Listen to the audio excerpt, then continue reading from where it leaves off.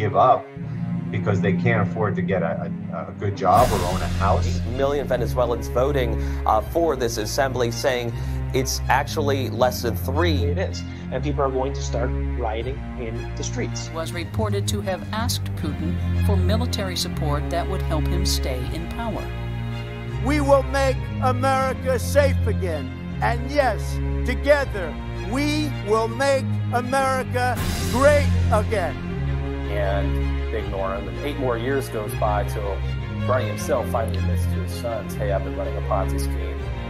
Does its dominance mean it can use the alliance for its own ends? Since 1981, bond yields, also known as coupon rates, have just gone down and down and down. Federal Reserve note will be your biggest financial liability.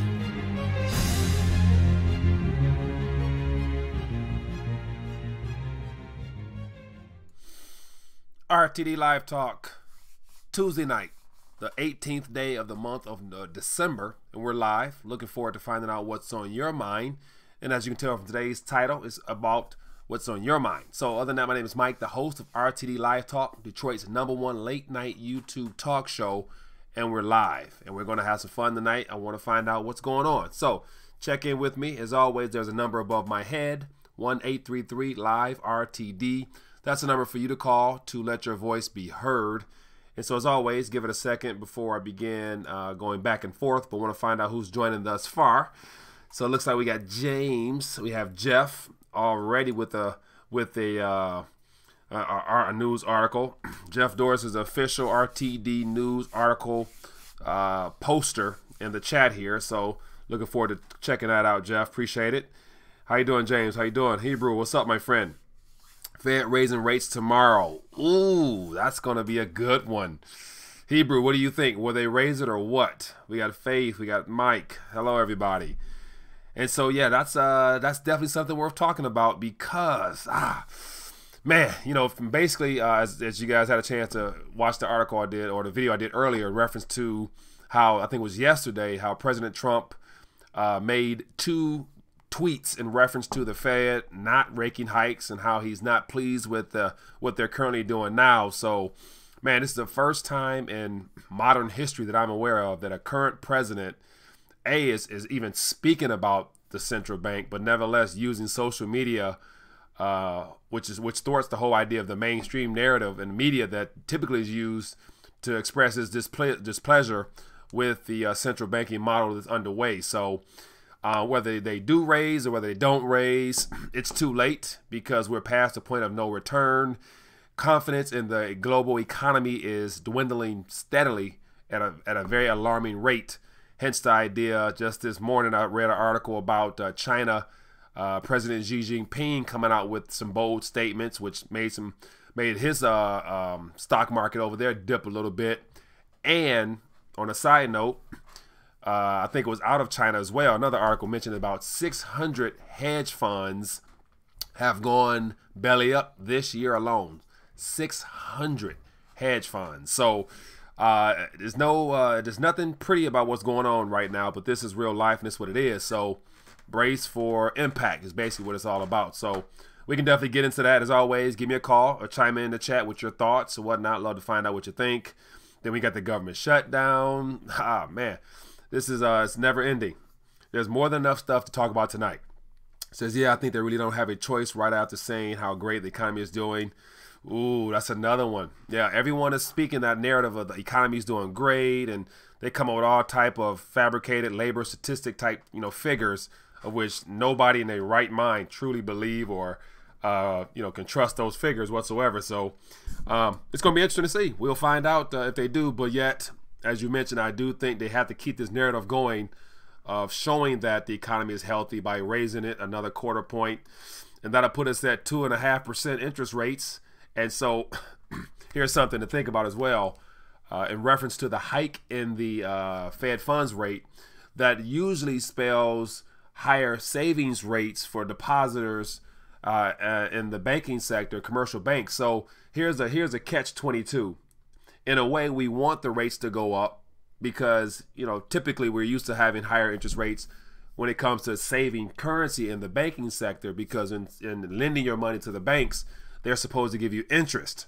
But in the last 10 years, we're no longer in a interest accruing environment. We've shifted to a cash back society, or I'm sorry, a cash back type of ordeal where, you know, they basically for the last 10 years positioned the idea of swiping your card in order to get cash back as a way of earning funds. And so is it of interest to you as a saver in a commercial institution, i.e. a bank? Would it be worth your while for them to continue to raise rates so that you then can get closer to 1% or maybe 1.5% of yield on your savings and your checking account? So let me know what your thoughts are with that one, because that's a pretty good argument I read earlier in the article. And so somebody was like, they want the rates to go back up to somewhat normal so that they can start accruing interest on their savings account. But then again, because they've suppressed rates so long, they've pushed down so many artificial, aspects of this economy to where, once they let up somewhere, it's going to pop up in other places, and it will not be pretty at the end of all this. So, but definitely let me know your thoughts. You can get a chance to earn a little bit more interest on your savings account if they do raise the rates a little bit. That's if the banks, decide to give it to their creditors, i.e. the people. But we'll see. What else we got going on here? It says, it says, seeing this playbook along with a wall. Tony. Yeah, the whole shutdown aspect is the idea that the president's playing hardball, basically saying that he wants the funds for the wall, or he'll be willing to shut it down. So, is the wall that important in reference to being able to shut down the government, where, I think it's been 2 or 3 shutdowns over the last couple years or so. And basically what that means is it basically shuts down all the public services, parks, and things of that nature. But yet, it's yet to go any further than just shutting down some public utilities that the public is not able to use, and it's never really spilled over into people not getting their checks and things of that nature. So I can see a shutdown actually. I can see it going on both sides of the aisle, where they try to see who's the toughest, who's the baddest, and it goes beyond the last prior shutdowns, where it goes into actually having to cut back on some funding, and some people probably getting their check a little late, and that's going to cause even more problems. So, but we'll see. It says check out the link you sent. Bet we'll do right now. Let me open up this link right here and see what's going on. Oh yeah, okay. Let me pop this open. And so let's see what we got here. Our very first article from a contributor. And then we also have a call. So let me get to this call real quick, and then we can check out this article. Hello, caller. What's your name? Where you calling from? Hey, it's Craig out of Beaumont. Craig out of Beaumont. How you doing, my friend? What's on your mind tonight? Oh man, I'm just chiming in, doing my regular rigmarole, whipping me down a nice steak and listening to your show. Sounds good, man. Appreciate to have you on here. What's on your mind? Oh man, I was just hearing the chatter and everything's going to boggle, and a thought into my mind and said, hey, wait a minute, man. So your show, the name of your show, Rethinking the Dollar. Yeah. With all this madness going on, man, hey, this is the time when all the stackers and the people who are watching your show look for that opportunity for a dip in gold. Yeah. Or a dip in silver. Look for those dips. Yeah. This is the opportunity you want to do it. This is the time you want to do it. Right, definitely. This is time to get your weight up. And as you mentioned that, the first thing that came to my mind was right now is probably the cheapest that everything that you can acquire in exchange for the notes will be right now. So, whatever the price is now, it's probably as cheap as it's going to be, give or take some type of last minute slam to really elude confidence from the public of getting out of the system. But at the end of the day, when things do hit the fan and the response to that, right now is the cheapest you're going to acquire anything such as metals, golds. Even people mentioned cryptocurrency in the chat. So definitely that is a good word of thought there, my friend. Appreciate that. Yeah. All right. All right, Craig. Thanks. Appreciate it, buddy. Have a good night. All right. Bye-bye. All right. Yeah, that is the real deal. With all this volatility and this uncertainty in these markets here, right now is the cheapest that anything that you will look for in form of some type of alternative investment or asset of that nature is probably as cheap as it's going to be right now. So Yeah, keep that in mind. So let's get to this article real quick. It says, U.S. sends $10 billion to Mexico, Central America to improve security conditions and job opportunities. Okay, so what's that all about? It says, while Democrats won't agree to give Trump $5 billion for his border wall, the United States on Tuesday pledged over $10 billion in aid to Central America and Mexico. And so right there, when I hear pledged, how can a governmental body such as what we have here in this country, under the circumstances we're under now, with all the idea of a shutdown, how can they pledge? How can they look ahead and pledge something in the form of $10 billion or whatever it might be, unless there was something included in that pledge, which would be in the form of buying some type of favor or solidifying some type of deal that we're not told. We're just told they're pledging $10 billion to help whatever it is they're looking to help. And so that $10 billion right there could easily, as it mentions here, go to half of the wall there if that was the case. But I'd be willing to bet there's more to this story. And of course, we won't get to the nuts and bolts over here because I doubt they actually list the true nature of it. But with the new presidential or new administration coming into power in Mexico, I wouldn't doubt that this $10 billion that's proposed as some type of pledge could be some type of goodwill gesture done by our government to somehow position ourselves in a position of favor with this new president so that he can play along with whatever it is that goes on behind the scenes in a very dark and secretive manner. And so who knows, but definitely this is not something that will benefit our public here. And so, it's up to us to guess what it's about. But Jeff, appreciate you sharing that, my friend. That's unfortunate. It says, hit the like button. I didn't get my notification. Rock and Rollin' Dina. Yes, as always, as I mentioned prior times, every now and then you're going to have to check back and make sure the bell is clicked because, as always, it looks like if you're doing a good job of enlightening people and educating and bringing people together, the algorithm for this software that this program, this channel here will definitely automatically unsubscribe you or whatever, just because the idea of things growing in a way that's not pro mainstream type of news, then of course the goal is to silence any truth seeker. So keep that in mind. It says, Hebrew, watch the video that I sent. Let me see, where did you include the link in the chat? There's a link in the chat. It says show. All right, definitely I will check that out. Let me pop it up here. Probably won't be able to watch it live, but I'll check it out. I'll keep the window open, and then we can visit it another time. And then what else is going on here? As always, people feel free to call in 1-833 LIVE-RTD. Let me see what else we got in the chat here. Sometimes I get so excited about a certain topic, I go on a little bit too long and miss out on some good back and forth in the chat.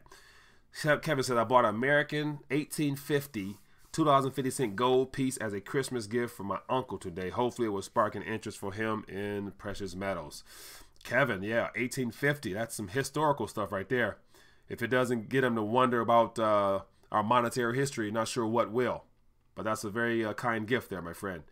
It says, Wells Fargo is criminally stealing people's houses off on computer glitches. Yeah, right. They need to be put out of business. Sears giving a multi-million bonus to executives for failure. Yeah, that's how the game goes, man. It's unfortunate that the people higher up, people closest to the spigot, get the most funds up front, and the people suffer. But yet, that's just the nature of the beast, unfortunately. And so, speaking of Mexico, on another note, I came across an article earlier that mentioned, and this was like, it was I forgot where it was entitled, something in reference to the new administration in Mexico that's coming into power, I believe the first of the year. They're already talking about trying to boost their work and as well as promote growth in the economy. And so they're going to look to increase the daily wage of their citizens to $5 a day as a minimum. So it looks like $5 a day will be the minimum wage in Mexico, which I guess is a good thing. Hello, caller. What's your name? Where you calling from? Hello? Making sure somebody there. Anybody there?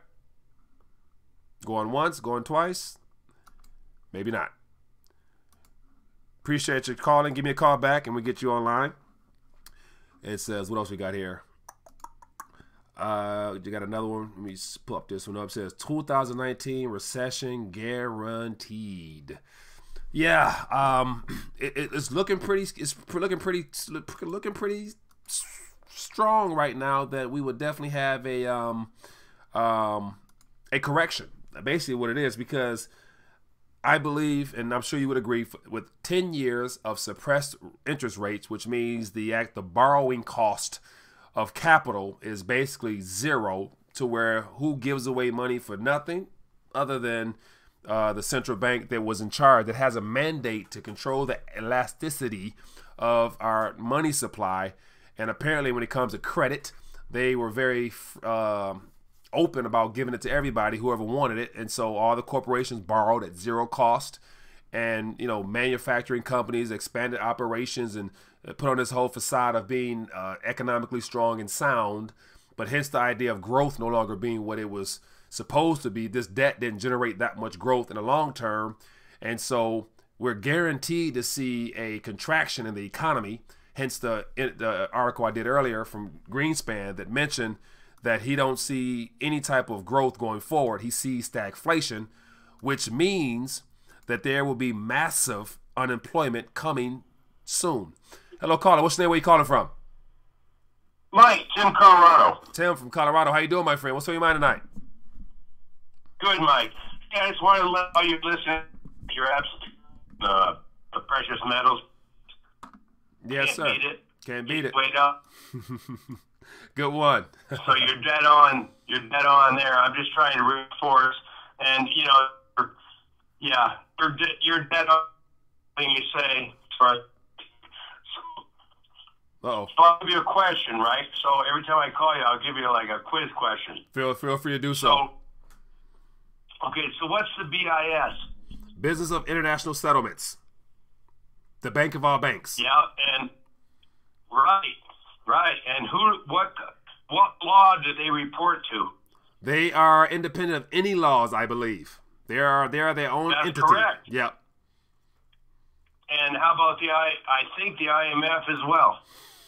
I don't know for sure, but I don't doubt it, because apart from whatever the governing body is, no one knows who they are, and no one truly probably elected them in there. So they are probably all central. They're probably central bank influence individuals for sure. A lot of people in the IMF work for central banks already. So yeah. It's all a banking cartel gang, a banking gang. Yeah, all I can say is all your listeners should listen to you, because you know exactly what's up. So you keep up the great work, okay? Well, thank you, my friend. Appreciate you for calling in, boss man. Have a good one. Okay. All right. Okay, thanks. Yep. Yeah, man. No, I mean, apart from what we're told via internet, we can go to the business, the BIS website. They'll give us the mainstream cover front, but no one really knows who's behind what, but we know who's behind all of it. And it's a very small group of individuals that, for the most part, I would say, because of this monetary system we're under now, they own majority of the planet. And probably they're trying to acquire real estate on other planets. So, yeah. Says IMF is on a voting system requiring 85% vote for approval. James, but vote from who? Who gets to vote? The central banks, or what governing bodies gets to vote will be the question. I will be curious to find that out. It says they will bring millions out of poverty with a great economy and forces the minimum wage to $15 US dollars. Unfortunately, that takes you above the minimum income to receive welfare. Be careful what you ask for. And so what is that referring to, Tony? So before I took the call, I was mentioning how Mexico, at the start of 2019, I believe, their new administration is going to up the daily minimum wage to $5 a day. $5 a day will be the minimum wage in Mexico. And then on the flip side of that, with this new trade deal between Mexico and the United States of America, when it comes to the automotive sector, the hourly wage will be $15 an hour for those working in the plants. So here we have $5 a day as a minimum for the country. And then you got $15 an hour in the plants. So that's a big gap there, of which that doesn't sound like it's going to work. Because who in their right mind would not want to go to a plant when you can make $15 an hour? So that makes me question whether it's $15 an hour or whether it's $15 a day in that trade deal. So if anybody want to look that up, feel free to let me know, because that's a big gap there from $5 a day to, oh, we got another one here, another good article here, to $5 to $15. It says 100 lucky Stockholm residents to receive $6,000 in a universal basic allowance. See, I removed that income and put allowance. And so here we have an interesting story. I talked about this earlier in the year, but we have a young mayor here, Michael Tubbs of the city of Stockton, who, of course, he's pro. He's basically at the end of the day, this boils down to the beginning foundational principles of socialism, where you have somebody who doesn't have anything promising something to somebody, and who's on a bill for that? The taxpayers at the end of the day. It says for more than a year now, Stockton mayor and a non-profit organization called Stockton Economic Empowerment Demonstration have been planning a radical economic experiment. So we have the mayor and some organization, but this organization is conducting this experiment based off a small pot of funds that will run out at the end of this experiment. And they're going to then say, oh, yeah, it did work. Now, okay, government, you can come in now and pick up the slack on the remainder of the how many ever millions or billions needed to fill this project. So this right here is already jacked up, because this experiment is done with, private funds or donated funds already, not taxpayer dollars yet. So yeah, this really pisses me off. So I'm not even gonna read it. I'm gonna move on because it's not gonna work. But they will try it. They will try it. Okay, and so here's something else. Looks like we have a, let me see here. Looking at the chat, I see some, not sure, I can't speak it, but there's a Tubbs his toes. Yeah, not sure in the chat what's that about, but whatever. Okay, so just before I went live, whoa. That's the, let me, that's the ringer. Forgot to put it on mute. Let me find out what we got going on here.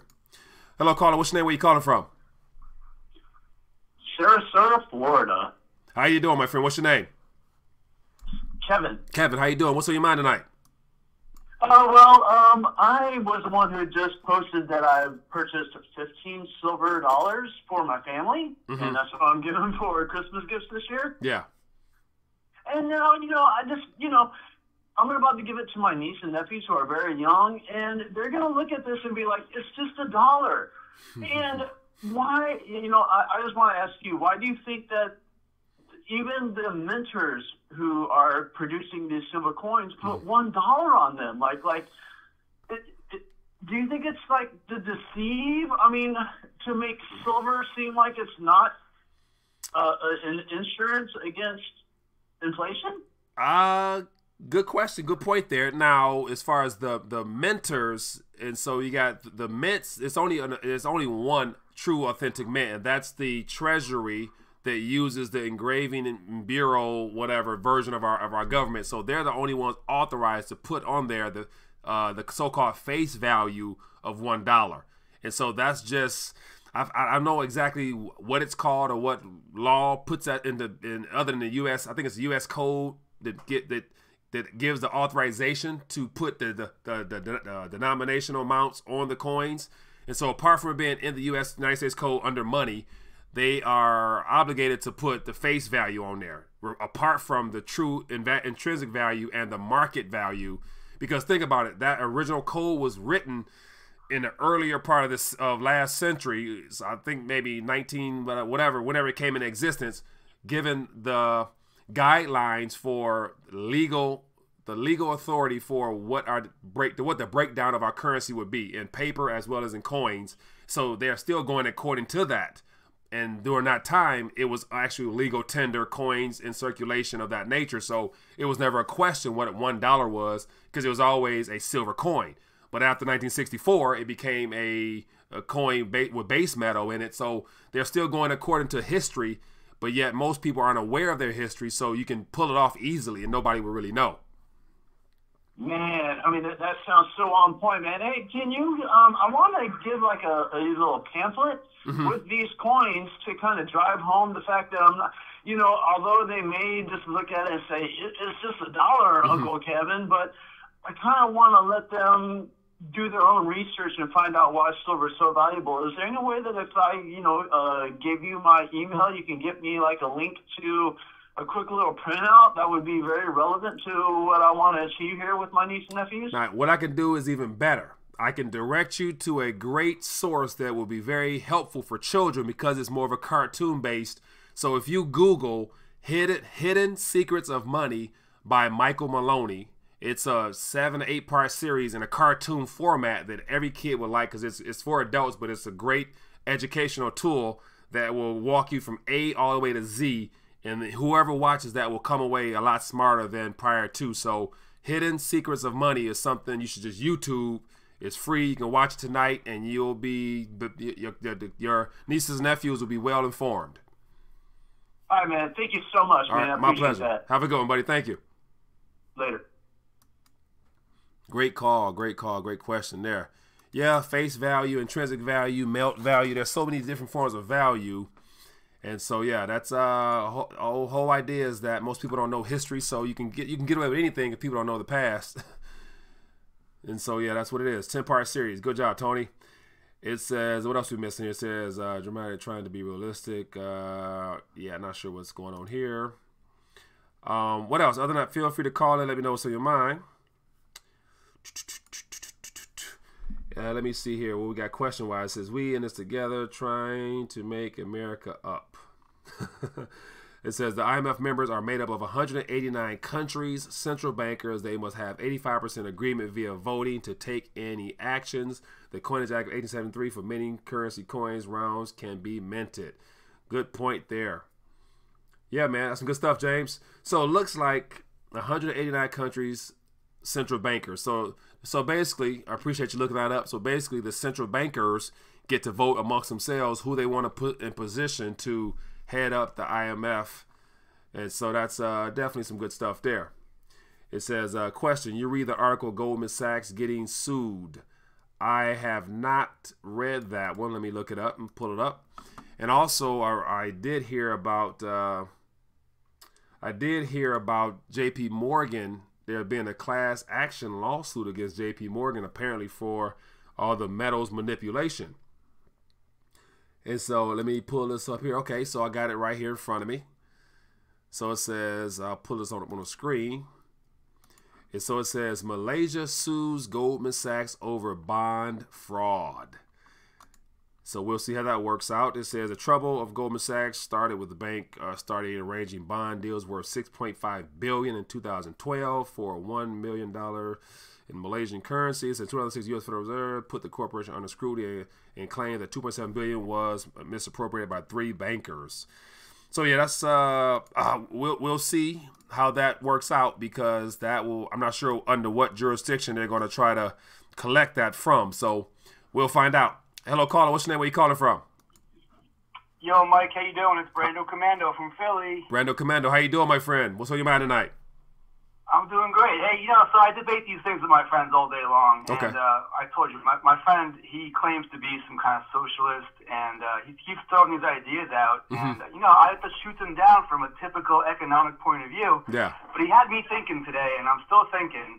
And he sent me a link to this article written by Vice. And, they do some relatively good investigative journalism.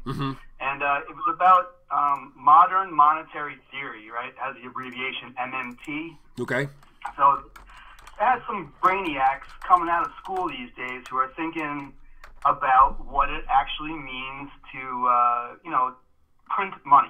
Yeah. And the theory that the United States can just print money ad nauseum and that it wouldn't make a difference because as like the world reserve currency, I guess it doesn't really matter if there's any value backing up our dollar or not, that they could just print it up and make the deficit, you know, $20 quadrillion or whatever crazy number, and then just keep giving it out to states for infrastructure projects or like, employment opportunities, and just keep pumping the economy full of cash until everybody has some kind of happy, cushy standard of living.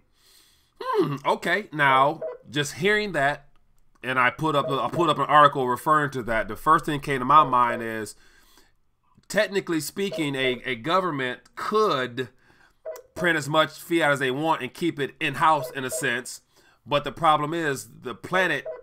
There's other governments and countries outside of our house. So in order to do business with them, we're going to need some type of medium of exchange. Hence the idea that, 100 years ago, it was actual physical gold that was traded. And so now, living under solely a fiat currency era, there's no way that currency would just be able to stay in our house. It would have to go out, because that would be some type of settlement for trade.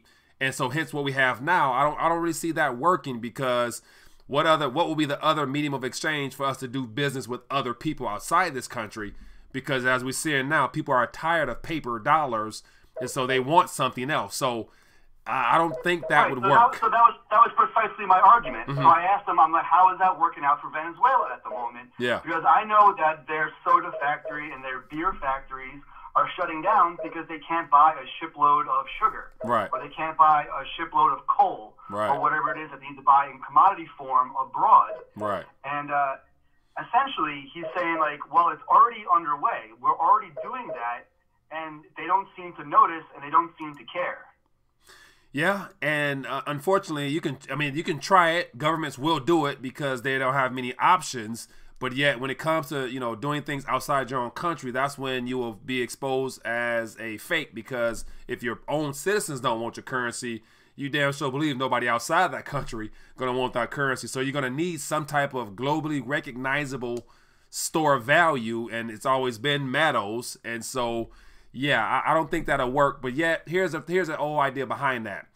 Because of just the whole socialist nature of people, it's always looked at as being a good thing for people, but they never factor in the cost. Labor costs, resources cost, there's a cost for everything.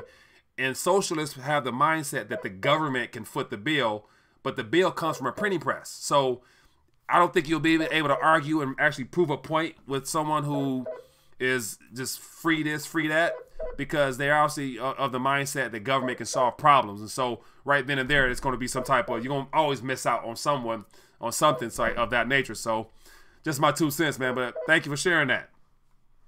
Yeah, I mean, so I was reading the basis behind this NMT theory, and it's not so much like a plan or a solution. They came up with this theory just based on current observations, and they're kind of saying like, well, this is actually how it has been working, so why can't we just extrapolate it until we can repair the water system in Flint, or till we can give everyone a free education, or till we have like socialized healthcare that isn't going to cost everyone, $1,000 a month. Yeah. And I'm thinking to myself, well, I don't know. It almost sounds like it's kind of underway, and it might just work if we were okay with inflating the national debt to say $100 trillion. But think about this. You can, no matter, it's going to be a supply and demand aspect. So you can print as much as you want, but it's all that's going to do is it has to be held accountable somewhere, and it's going to be transferred into the actual cost of goods and services. Accountable to who, though, is what I'm always wondering. To the free market, to business owners, because if you have more than enough paper floating around, but you got a finite amount of goods and services, it's going to require more paper to acquire a simple, like instead of a phone costing $150, because there's only say 100,000 phones in existence, but there's trillions of paper. It's going to be more expensive nominally for a phone. So inflation will kick in. You're going to run into inflation because there's only so much labor available before people are working for what? If it's just an abundance of paper, what are you working for if you can try to print away your problems? It's all that paper is going to transfer into something, and that's going to be hyperinflationary. Hence the idea that $1 million bolivars a month is minimum wage, when last year it was like 50 bolivars. What happened? The printing press. You know what I'm saying? Like, they printed trillions and billions of bolivars, but now who wants them because they can't do anything? So there has to be an accounting of all those papers on the other end of that, and that's the whole supply and demand. It's going to create hyperinflation. It's done it every single time. Zimbabwe, Nigeria, South Africa, Germany, count them up, you know. I mean, they all had the same idea. It sounds good until the printing press gets out of hand, and then you got to print more and then more and then more. So, but yeah, I mean, the final conclusion of these people who came up with this MMT theory is that it's really the billionaires who have the stranglehold on the economy because they're from the old school. Say they're like royalty or whoever. Yeah, they've been collecting the metals. They've been collecting gold and silver since since time began. Yeah. And that they're the ones in control of the monetary system, and they established that metals are the value. Mm-hmm. They own the natural resources. They own land and all the things that flow from it. So they got businesses, land, and everything you extract from the land is end up being manufactured into the products and services we use. So if you own the ground, anything comes out of that ground, you got a right to. So yeah, that's the whole idea of, like, you know, just land ownership. If you own forests, you own trees, you own everything that comes from everything that needs wood, you own iron, you name it. So all comes from the ground. So that's the first foundation of wealth, owning the resources in the ground. So yeah, not too many people actually have that. So it seems like it's such a simple, fundamental argument. Like when you say it, it's like, oh yeah, duh, supply and demand and finite resources. Yeah. But the way they were explaining it is like this like mental gymnastics where I almost believed it was possible. Yeah. Yeah, and so I'm sure they can put up a good argument, but yet just reference history and just no theory is new. This modern monetary theory is not new. It's been done before. They just spin it off, give it a new name, and include some bells and whistles in it. But it's been done before. I mean, none of this is new. It's just being reinvented and spun off in a different way. But hey, man, I appreciate you calling, my friend. Have a good evening. Thanks a lot, Mike. I really appreciate it. Have a good one. Yep, you too. Yeah, man, good stuff as always. Good stuff as always. Missed a lot of calls in between that. Feel free to call in, get you on here. But yeah, there's no, man, we can talk about the same thing over and over again about socialism and what everyone wants to recommend for solving problems, but you can't solve the problems with the same level of thinking that created them. So the same people with these solutions, they're the ones that put us in this damn mess. Hello, caller. What's your name? Where you calling from? Hey, this is Craig one more time. I was trying to get a hold of you because the answer to one of the caller's questions about the why they have a dollar stamped on a silver coin. Yeah, go ahead. Okay, what that is, that's sort of like a loophole that was left for people back in doing the when they started confiscating the precious metals back in the early 1900s. Yeah. So what it is that it's still legal tender. Yeah. So if you was to actually take that coin and it had $1 on it, you throw it up there, and you get dollars worth. Yeah. And so you have to, so make sure you don't give kids that. Yeah. Little like 5-year-olds and stuff like that. Yeah. Good point. Good point. Because it is legal tender, it still spends. But anybody that knows wouldn't spend it in that capacity. And then more than likely, depending on where you take it to, if you give it to them behind a desk, they'll probably look at it and they'll probably think, oh, this is not real. They'll say, here, so we can't take this. Because they would, more than likely, they may not know what it is. And they'll look at it as some type of fake coin, especially if it's shiny and clean straight off the stamping press. So, yeah. But that would be a funny situation for somebody to give you and ask for change and they expect like 50 cents back or 4 quarters. Yeah. I would feel obligated to tell them that, hey, man, this is worth about $20 right now, depending on where you go for. I'll give you $15 for it or something like that, but yeah. and the reason why that was put there is it was put there because people didn't want all their precious metals taken from them. Yeah. So the only way they could legally keep it had to be coinage or legal mint, or you had to have 1 or 2 licenses. You had to have a dealer's license, which like i.e. a collector, or you had to have a jeweler's license. Yeah. Yeah, good point. And that that's when it shifted from being monetary value to commodity / business related. Yeah. it's the same way as like people buying back copper and all the other precious scrap metals that they get, you know, for like construction stuff. Yeah. You know, so well, hey, man, that's why they ask for driver's license and all that stuff. Yeah. Well, hey, appreciate it. That's why that's put in place. Well, sounds good, man. Thanks for calling back in and sharing that. Appreciate it. Yeah. All right. Have a good one. You too. Yeah, man. That's what it is. That's what it is. So as we draw towards the end of the conversation, this evening has been great as always, man. I want to leave you guys with a thought that I was going to touch on prior to the last call. But prior to going live, actually, we got another call. So let me go ahead and take this call real quick, and then I'm going to share with you a last-minute thought, and then we're going to call it in for the evening. Hello, caller. What's your name? Where you calling from? Hello. I'm trapped in a cave right now. I have a question about inflation. Oh, well, do me a favor. Do me a favor. Let me have you mute the computer so it's not an echo, please. All my money in the cave is inflated. Hello? Hello? Yes. Hello? Well, there's an echo. I need you to hear me? I need you to mute your. I need you to mute your. It's echoing. It's echoing. Because I'm trapped in a cave. Okay. Well, you might want to call 911. I need you to call the. I need you. Get me out of this cave. Yeah. Well, I need you to call 911 and have them, because I'm not sure, you know, of your geographical location, my friend. But thanks for calling in. Yeah, so last thought here of the day is, yeah, you know, you're not doing a good job if you ain't got no trolls.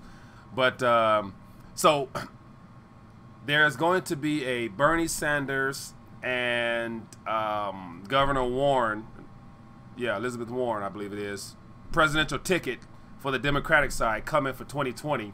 And so they're right now doing a great job of positioning themselves to offer solutions to the problems they've created throughout their entire lifespan as lifelong political figures.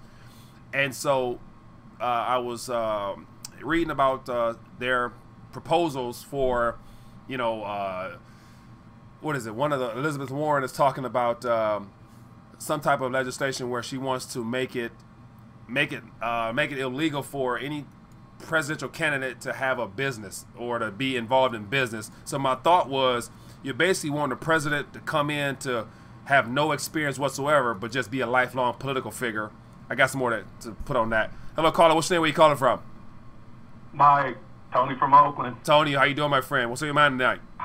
I'm good. I don't know, man. I just got kind of upset when you was lambasting that last caller about the financial situation that's going to happen, and he was heading down the right path, I think. Yeah. Because there's no way that the Fed's going to release what they've got going on. And there's no way they're going to let us be a part of what they've got going on, and they never have. Every time the currency switched over, who ended up getting screwed out of that? It was the public. Yeah. You know, they got what they wanted, and we got the shaft. So I beg you to look into that. Yeah. Rather than just denounce it as not being true. Now, give me refresh my memory on that, on exactly what my statements. Refresh my memory on that. But what not being true? Excuse me. He was basically saying that, you know, that the government will not let us get into what they're getting into, and the money is worth nothing. And you know, I'm about who are we trading with? If we buy that gold and that silver, who are we going to end up trading with?